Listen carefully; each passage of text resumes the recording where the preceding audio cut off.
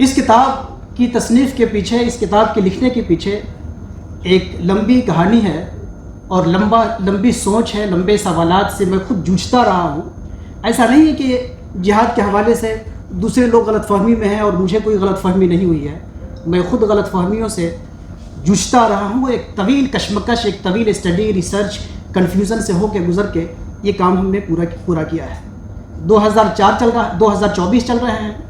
2004 میں جامعہ اشرفیہ مبارک پور سے میری فراغت ہوئی، اور اسی زمانے میں جب مبارک پور میں تھا تو ایک چھوٹا سا واقعہ ہوا، ایک دلچسپ، کہ چھٹی کے بعد ایک میرا دوست جو تھا، جو میرا سینئر دوست تھا، ابھی ایک مفتی صاحب بن چکے ہیں، وہ بڑا منچلا اور بڑا حاضر جواب، بہت بولنے والا، بڑا چرب زبان، چھٹی کی گزارنے کے بعد آیا اور کہنے لگا کہ میں جامعہ اشرفیہ مبارک پور سنی بریلوی اسکول ہے، سنی بریلوی مدرسہ ہے، اس لیے اس سائیکی کو بھی آپ سامنے رکھیے، مدرسوں کی جو سائیکی اس کو بھی سامنے رکھیے۔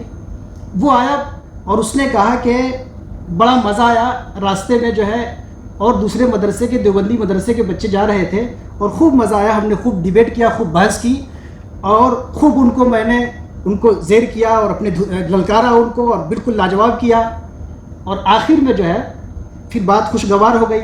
آخر میں ان لوگوں نے کھانا نکالا راستے میں ٹرین میں، اور انہوں نے بھی کھایا، مجھے بھی کھلایا۔ جب ان لوگوں نے کھانا کھلا دیا تو کہا کہ بھائی تم تو ہمیں ہماری مخالفت کر رہے تھے اور ہمیں ہمارے اسلام پہ سوال اٹھا رہے تھے، اور ابھی کھانا بھی ہمارا کھا لیے۔ کہا یہ تو مال غنیمت ہے، مال غنیمت جس کا چاہو کھا لو، یہ تو جہاد کا حصہ ہے، جہاد میں جس کا چاہو لوٹ لو۔ تو یہ ایک مذاق کی بات تھی، مذاق تھا، ایک ٹریجڈی تھا، لیکن مجھے سوچنا پڑا، میں ایک طالب علم تھا، مجھے سوچنا پڑا کہ یہ مذاق بھی کہیں نہ کہیں ہمارے جہاد کی جو سائیکی ہے، اس کی جو سوچ ہے اندر، اس سے ہو کے آ رہی ہے۔ کیا جہاد اسی کا نام ہے کہ کسی کا مال ہو جو دشمن کا مال ہو، یا جو آپ کے دوسرے مذہب کا آدمی ہو، اس کے مال کو چھین لے، کسی بھی طرح چھین لے، وہ مال غنیمت ہو جاتا ہے، وہ آپ کا مال ہو جاتا ہے؟ یہ وہ سوال ہے جو آج سے میرا خیال ہے، میں سمجھتا ہوں کہ 22-24 سال پہلے یہ سوال میرے ذہن میں شروع ہوا تھا، جس کا حال ہم یہاں تک پہنچے۔ بیچ میں کئی مراحل رہے، پھر میں قرآن کی ایک تفسیر لکھ رہا تھا۔ اس قرآن کی تفسیر کے دوران جب یہ قرآن کی ترتیب میں پہلی آیت جہاد آئی، تو اس موقع پہ جو سورہ بقرہ کی آیت نمبر 190 سے 194 ہے، پھر وہاں جب یہ آیت آ گئی قرآن کی، اب میں نے کہا کہ یہ وقت آ گیا ہے کہ اس مسئلے کو تفصیل سے ان ڈیٹیلز اس کی اسٹڈی کی جائے، اور میں نے اسٹڈی کی اور بات مکمل ہوئی۔ میں نے جو اپنی ریسرچ لکھی ہے، اس کو میں بہت کلیئر کٹ کر دوں کہ یہ ریسرچ، یہ میری اپنی ذاتی شوق، میری ذاتی سوچ کی وجہ سے لکھی گئی ہے، اور میں تفسیر قرآن کے دوران لکھا۔ تو تفسیر قرآن یہ ہماری، حالانکہ میں بہت شارٹ لکھتا ہوں، دعوت قرآن کے نام سے خضر راہ میں چھپتی ہے تفسیر، ہماری بہت شارٹ تفسیر ہوتی ہے، لیکن جب آیت جہاد پہ آیا تو تقریباً 12 قسطیں اس میگزین میں چھپی، اس کی 12 قسطیں، پھر سب کو میں نے جوڑا، کمپائل کیا اور کتاب تیار ہو گئی۔ اس کے بعد ہمارے ڈاکٹر حفیظ الرحمان صاحب سے ملاقات ہوئی، اس کا ذکر آیا، کہا کہ یہ تو بہت اچھی چیز ہے، ذرا ہمیں دکھائیے۔ میں نے ان کو دکھائی، ان کو بہت چیز پسند آئی، انہوں نے کہا کہ ہم کوشش کرتے ہیں کہ خسرو فاؤنڈیشن سے چھپ جائے۔ میں نے کہا کام میں نے کر دیا، جہاں سے چھپ جائے بہت اچھی بات ہے، ہمارے بڑے بھائی کی کوششوں سے یہ کتاب چھپ گئی، اس کے لیے میں ان کا ممنون ہوں۔ میں نے جو ریسرچ کی ہے وہ ایک آبجیکٹیو ریسرچ ہے، اس میں کوئی، جہاں تک مجھ سے کوشش ہو سکی ہے، اس میں کوئی بائسنس نہیں ہے، نہ میرا کوئی الگ سے مفاد ہے، نہ کوئی پرپز ہے، نہ میرا ذاتی، نہ کوئی الگ۔ جو کتاب و سنت کے اصول، مقاصد دین، اخلاقیات اسلام کی جو اخلاقیات ہیں، قرآن و احادیث کی جو آیات ہیں، ان کو کانٹیکسٹ کے ذریعہ، سیاق و سباق کے ذریعہ اس کو ہم نے دیکھنے کی کوشش کی، اور اسی طرح ہم نے اسلامی اخلاقیات کو، قرآنی اخلاقیات کو اس انداز میں ہم نے سمجھنے کی کوشش کی جس سے قرآن کا جو کانٹیکسٹ ہے، سیاق و سباق ہے، مدینہ اور مکہ کا جو کانٹیکسٹ ہے وہ بھی سامنے رہے، اور وہ چیز آئے جب ہم کہتے ہیں کہ اسلام انسانیت کا دین ہے، تو یا تو ہمیں اس مقدمے سے واپس ہو جانا چاہیے، ہم یہ کہیں اسلامیت انسانیت کا دین نہیں ہے، اور جب ہم کہتے ہیں، اس بات کو تسلیم کرتے ہیں کہ اسلام انسانیت کا دین ہے، اس کے بعد پھر اسلام کا کوئی ایسا انٹرپریٹیشن جو ہیومن ویلیوز کے خلاف ہو، یہ بالکل درست نہیں ہو سکتا، اور جو لوگ ایسا انٹرپریٹیشن کرتے ہیں، وہ چاہے مسلم ہو کہ نان مسلم سے میرا سوال بھی نہیں ہے، میرا سوال اسپیشلی مسلم سے، اسلام کے نام پہ اگر ہم قرآنی آیات کو ایسے انٹرپریٹ کر رہے ہیں، اس کو کانٹیکسٹ سے ہٹا کر کے ایسے انٹرپریٹ کریں کہ وہ ہیومنزم کے، انسانیت کے، ہیومن ویلیوز کے خلاف جائیں، تو اس کا مطلب یہ ہے کہ یہ اسلام کی خدمت نہیں ہے۔ قرآن کی تفسیر نہیں ہے، جہاد کی تفہیم نہیں ہے، یہ کچھ اور چیز ہے۔ ہم کہیں نہ کہیں زمانے کے دباؤ میں، زمانے کی سوچ میں، یا کسی نہ کسی غلط جذبے سے ہم غلط جذبے میں آ کے یہ کام کر رہے ہیں، لیکن میں نے کوشش ایسے کی کہ صحیح تصویر پیش آئے۔ جو میرے ریسرچ کا جو خلاصہ ہے وہ بہت کلیئر اور واضح ہے۔ میں نے 3-4 پوائنٹ میں نے اس کا خلاصہ کیا ہے۔ پہلی چیز یہ ہے کہ اسلام کا جو فلسفہ جہاد ہے، اسلام کا جو جہادی فلسفی ہے، یہ بہت کلیئر ہے۔ کوئی ایسا لطیفہ یا کچھ ایسا پیچیدہ کوئی ایسی چیز نہیں کہ جس کو ہم سمجھ نہ سکیں اور سمجھا نہ سکیں، اور یہ کہ ہم کمرے کے اندر بیٹھ کے بات کریں، اسلام کے علاوہ نان مسلمس کے بیچ میں ہم بات نہ کر سکیں، چونکہ اس میں کچھ ایسی رازداری ہے۔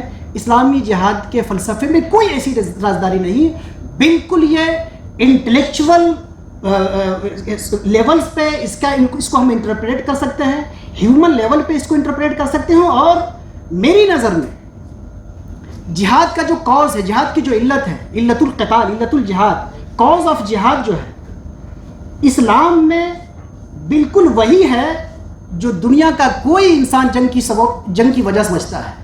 پوری دنیا، پوری انسانیت کوئی بھی جنگ کو اچھا نہیں سمجھتا ہے۔ ہر شخص جنگ اور وار سے نفرت کرتا ہے۔ اسلام بھی جنگ سے نفرت کرتا ہے۔ اسلام قطعاً جنگ سے محبت نہیں کرتا، اسلام بھی جنگ سے نفرت کرتا ہے۔ اللہ کے رسول صلی اللہ علیہ وسلم نے فرمایا لا تتمنوا لقاء العدو، جنگ اور دشمن سے لڑنے بھیڑنے کی تمنا اور آرزو نہ کرو کہ ہر دن ہمیں ہر دن کوئی ٹکراؤ ہو، ہر دن کوئی دشمن ملے، دشمن کو تلاشنے کی کوشش نہ کرو۔ یہ بخاری و مسلم کی حدیث ہے جو متفق علیہ ہے۔ تو جنگ یہ اسلام کی ترجیح قطعاً نہیں ہے۔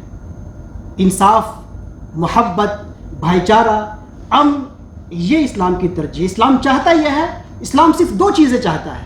ایک یہ کہ ایک انسان کا تعلق اس کے خدا سے ہو جائے، دوسرا یہ کہ ایک انسان کا تعلق انسانوں کے ساتھ محبت اور پیار کا سلوک ہو جائے، اور اسی پیار کا کام کرنا ہے۔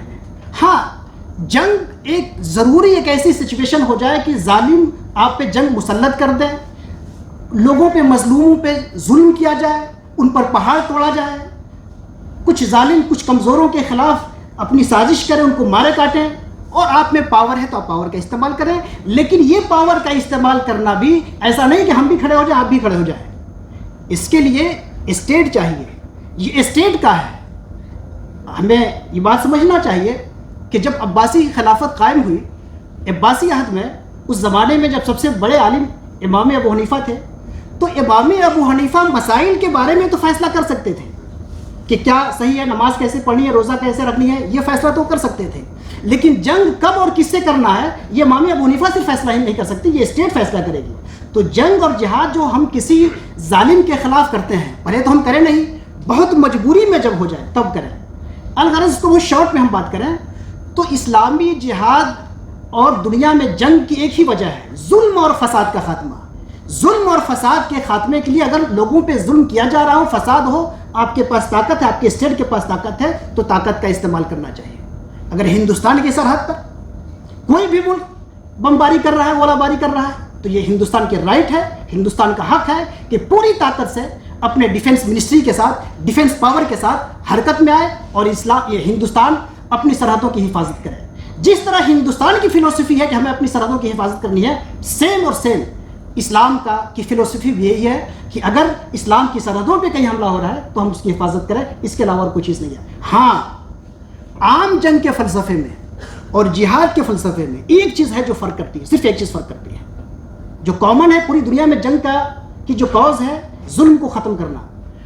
باقی جو اسلام اس میں جو فرق کرتا ہے، اسلام کے اندر جو فرق ہے وہ یہ ہے کہ ظلم کے خلاف تو جنگ کر سکتے ہیں آپ، اسٹیٹ، کوئی بھی اسٹیٹ، کسی بھی اسٹیٹ کے اوپر اگر کوئی جنگ تھوپ رہا ہے تو جنگ کی جا سکتی ہے، لیکن اسلام اس میں ایک چیز اور بڑھاتا ہے کہ جہاد عبادت ہے، اور عبادت جب ہوگا کہ یہ کام تو کریں انسانیت کے لیے، لیکن نیت رکھیں کہ میں اس میں ہماری اپنی خواہش نہیں ہے، ہماری اپنی خواہش اس میں نہیں، بلکہ اللہ کی رضا کے لیے، اللہ کو خوش کرنے کے لیے بطور عبادت، یہ انسانیت کا کام، انسانیت کا ہے، مقصد اللہ کی رضا جوئی ہے۔ 2 چیزیں ہم جب شامل کر دیتے ہیں تو وہ ایک لڑائی جو اچھی چیز ہے وہ جہاد بھی بن جاتی ہے۔ اور جہاد کے حوالے سے جو اس کی مختلف قسمیں، مختلف چیزیں کی گئی ہیں، اس پہ جانے سے پہلے جہاد کی جو میننگ ہے ہم سمجھ لیں، تاکہ جو میں نے باتیں کی وہ ہم بہت آسانی سے سمجھ سکتے ہیں۔ جہاد جوہد سے بنا ہے جس کا معنی ہے کوشش، عربی میں جیم ہادال جوہد کوشش. جب یہ اس میں ایک الف پڑ جاتی ہے جہاد تو اس کا معنی ہوتا ہے اچھی کوشش، یا اس کا معنی ہوتا ہے زیادہ کوشش، تیز کوشش، اسٹرگل کا معنی ہے جہاد. یہ عربی کی اس کی میننگ ہے، ٹیکسچول میننگ ہے. لیکن اس کے بعد ہم زیادہ کوشش کرتے ہیں اچھے کام کے لیے، برے کام کے لیے بھی. پولیس بھی اچھی کوشش کرتی ہے، رات رات بھر جاگتی ہے. چور بھی کوشش کرتا ہے بہت زیادہ، اور رات رات بھر جاگتا ہے. تو ایک چور اور ڈاکو بھی رات بھر جاگتا ہے، وہ بھی بہت کوشش کرتا ہے. ایک پولیس ہے، یہ بھی اچھی کوشش کرتی ہے، رات رات بھر جاگتی ہے. لیکن پولیس اچھی کاز کے لیے جاگتی ہے، تو پولیس کی اچھی کاز کے لیے جاگنا، محنت کرنا، یہ جہاد ہے. اور چور جو کوشش کر رہا ہے وہ بھی بہت کوشش کر رہا ہے، لیکن اس کوشش کو جہاد نہیں کہا جائے گا، یہ فساد ہے. اچھی کوشش کے ساتھ زیادہ کوشش اور زیادہ کوشش کے ساتھ اچھی کوشش ہے، تب جہاد ہے. ایک اسٹوڈنٹ پڑھنے کے لیے رات بھر جاگ رہا ہے، محنت کر رہا ہے، تو یہ جہاد ہے. اور ایک دوسرا اسٹوڈنٹ دوسرے کو ڈسٹرب کرنے کے لیے اگر رات بھر جاگ رہا ہے تو یہ جہاد نہیں ہے، فساد ہے. یہ اس کا جو ٹیکسچول جو میننگ ہے، لفظی معنی ہے، جو یہ ہے.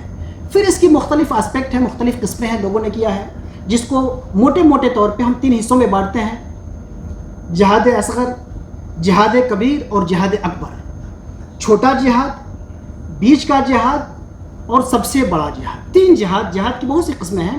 ان تمام قسموں کو ہم سمیٹتے ہیں تو 3 جہاد بنتا ہے: سب سے بڑا جہاد، بیچ والا جہاد، چھوٹا جہاد. سب سے بڑا جہاد جو ہے وہ اسپریچول پیوریفیکیشن ہے، اپنے آپ سے لڑنا ہے، اپنے نفس کو پاک کرنا ہے. یہ بہت آسان ہے کہ میں اسلام کے اوپر لیکچر دے دوں، لیکن یہ بہت مشکل ہے کہ میں صحیح معنوں میں مسلمان بن جاؤں. یہ بہت آسان ہے کہ ہم ہیومینٹی اور انسانیت کے اوپر ہم لیکچر 2 گھنٹے کا دے دیں، 4 کتابیں لکھ دیں، یہ بہت آسان ہے. لیکن ہم بھی اندر سے انسان بن جائے کامل طور پہ، یہ بہت مشکل ہے. اس لیے اسپریچول پیوریفیکیشن جو ہے یہ جہاد اکبر ہے، سب سے بڑا جہاد ہے. اور اسی لیے کسی نے کہا کہ بڑے موذی کو مارا، نفس امارہ کو گر مارا. بڑے موذی کو، بڑے دشمن کو مار دیا اگر اپنے نفس کو مار دیا. اور نہنگ و اژدہا و شیر نر مارا تو کیا مارا. شیر کو مارنا، دشمن کو مارنا، لڑائی کرنا یہ چھوٹی چیز ہے. سب سے بڑی چیز یہ ہے کہ ہم اپنے نفس کو مار لیں، اپنے نفس کے خلاف جنگ کریں. تو جہاد اکبر یہ ہے کہ ہم اپنے نفس کے خلاف جہاد کریں، نفس کو مسلمان بنائیں، نفس کو انسان بنائیں، نفس کو اچھے قدروں اور اچھے اصولوں کے پابند بنائیں، نفس کو حسد سے، کینہ سے، بغض سے، عداوت سے، نفرت سے، ان تمام جو نگیٹو جو ہمارے اندر احساسات ہیں ان سے نکالیں. یہ جہاد اکبر ہے. ایک بیچ کا جہاد ہے جو جہاد کبیر ہے یا جہاد اوسط ہے. یہ بیچ کا جہاد، بیچ کا جہاد وہ ہے جو انٹلیکچول جہاد ہے. آج ہم اور آپ مل کر یہ بیچ کا جہاد کر رہے ہیں، یہ انٹلیکچول جہاد کر رہے ہیں، اکیڈمک جہاد کر رہے ہیں، دلائل کے ذریعے جو ہم بات کر رہے ہیں. یہ بیچ کی جو بات ہوتی ہے یہ انٹلیکچول جہاد ہے. یہی وہ جہاد ہے جس کے بارے میں قرآن میں سب سے پہلے حکم آیا ہے. لوگ کہتے ہیں کہ جہاد مدینہ میں فرض ہوا. جہاد مدینہ میں فرض ہوا ہمیں نہیں معلوم، لیکن قرآن جو بتا رہا ہے کہ قرآن تو مکے میں بتا دیا وجاہدہم بہ جہادا کبیرا.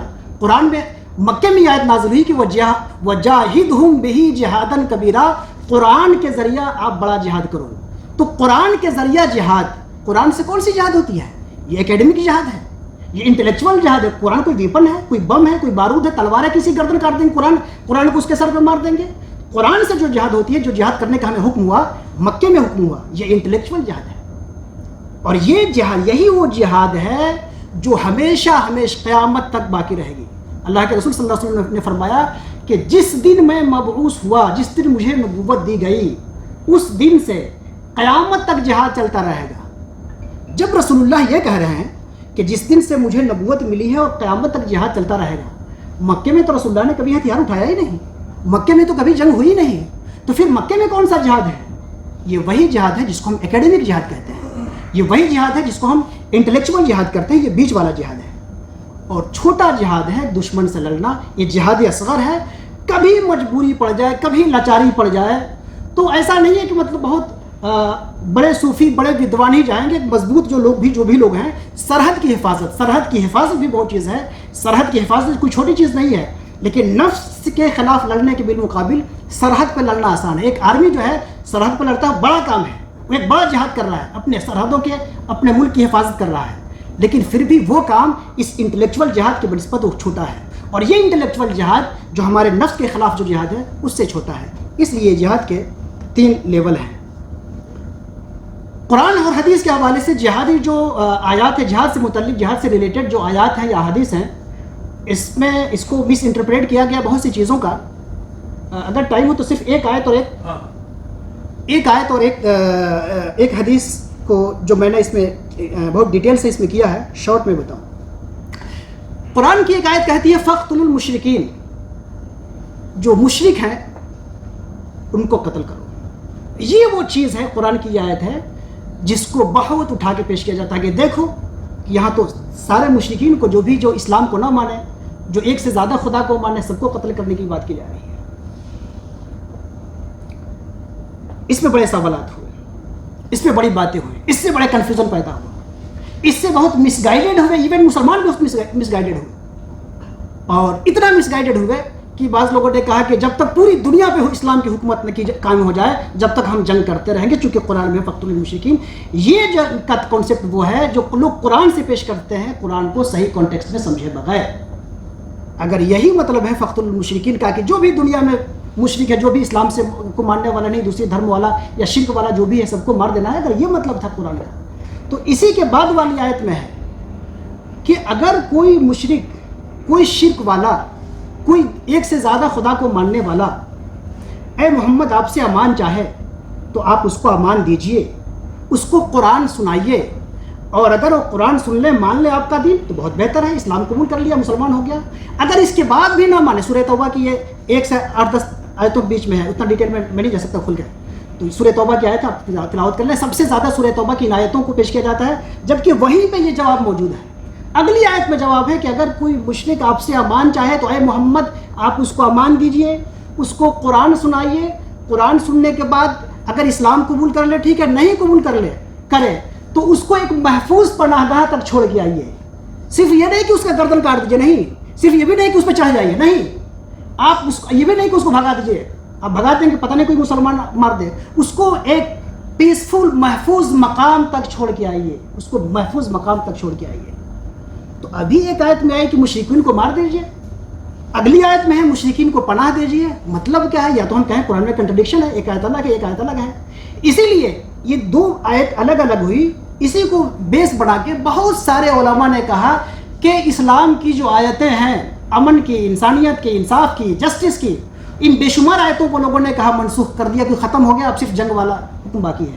یہ لوگوں کی نافہمی تھی، لوگوں کی یہ غلط فہمی تھی. وہ آیتیں جہاد، وہ آیتیں جو انسانیت کی ہیں، غیر مسلموں کو امن دینے کی ہیں، غیر مسلموں کو سکون دینے کی ہیں، غیر مسلموں کو امن کی جگہ پہنچانے کی ہیں، ان کے ساتھ انسانی بیہیو کرنے کی ہے. کوئی آیت منسوخ نہیں ہے، کانٹیکسٹ الگ الگ ہے. دراصل پرابلم یہ ہے کہ ہم زبان کو اس کے صحیح سیاق میں سمجھیں. المشرکون فاقتلوا المشرکین، المشرکین، یہاں پہ سارے سوال کا جواب ال میں ہے. ال جب ہے، الف لام جو عربی میں آتا ہے، یہ کئی اس کے معنی ہیں، بہت تفصیل ہے. شارٹ میں بتاؤں کہ ال کبھی کبھی آتا ہے سب کے لیے، المشرکین سارے مشرکوں کا. لیکن جب یہاں پہ دوسروں مشرکوں کے ساتھ آپ کو ان کو بچانا ہے، ان کی حمایت کرنا ہے، ان کو پروٹیکشن دینا ہے، اس کا مطلب ہے ال جو ہے یہاں پہ سارے لوگوں کے لیے نہیں ہے. یہ دراصل المشرکین وہ ال ہیں، یہ دا سے آپ سمجھیے، انگلش میں کہ دا سے سمجھیے کہ اے اسٹوڈنٹس، اسٹوڈنٹ کہیے الگ ہے، دا اسٹوڈنٹ جو کہتے ہیں تو الگ ہے. A student came in the room, the student went from the room. تو جب ہم دا کہتے ہیں تو دا کا مطلب کوئی اسٹوڈنٹ نہیں ہوتا ہے، بلکہ وہ خاص ہوتا ہے. تو المشرکون میں یہ ہر مشرک دنیا کا نہیں ہے، وہ ہندوستان کا ہو، پاکستان کا ہو، پوری دنیا سب کے خلاف لڑیں گے، سب کو جڑیں گے، نہیں. یہ وہ مشرکین ہیں جنہوں نے رسول اللہ صلی اللہ علیہ وسلم کو مکے سے نکالا، اس کے بعد رسول اللہ نے ان کے ساتھ امن کا معاہدہ کیا، پھر امن کے معاہدے کو توڑا اور رسول اللہ کے کئی لوگوں کو مارا، ان کو شہید کیا. ایسے جو باغی اور عہد کو توڑنے والے ہیں، جنہوں نے امن معاہدے کو توڑ دیں، کوئی ملک، اس بات کا آج بھی تو یہی پوری دنیا کا لا ہے کہ ہم کسی ملک سے امن سمجھوتا کریں گے، لیکن اگر کوئی ملک اگر ہمارے امن سمجھوتا کو توڑ دے تو ہم بھی پھر اس کے خلاف وار کریں گے. یہ کانسیپٹ تھا کہاں قرآن میں، جس کو پہنچایا گیا، کہاں سے کہاں پہنچا دیا گیا، اور پھر وہاں تک پہنچا دیا گیا کہ ہم پوری دنیا پہ ہمیں جنگ کو مسلط کرنا. جبکہ رسول اللہ کرنے کا لا تتمنوا لقاء العدو، رسول اللہ فرما رہے ہیں کہ دشمنوں کو ڈھونڈو نہیں، یہ تو مجبوری ہے، جنگ مجبوری ہے، جنگ ہمارا شوق نہیں ہے. اور میرا خیال ہے کہ وقت زیادہ ہو رہا ہے، میں اسی پہ اپنی بات ختم کرتا ہوں.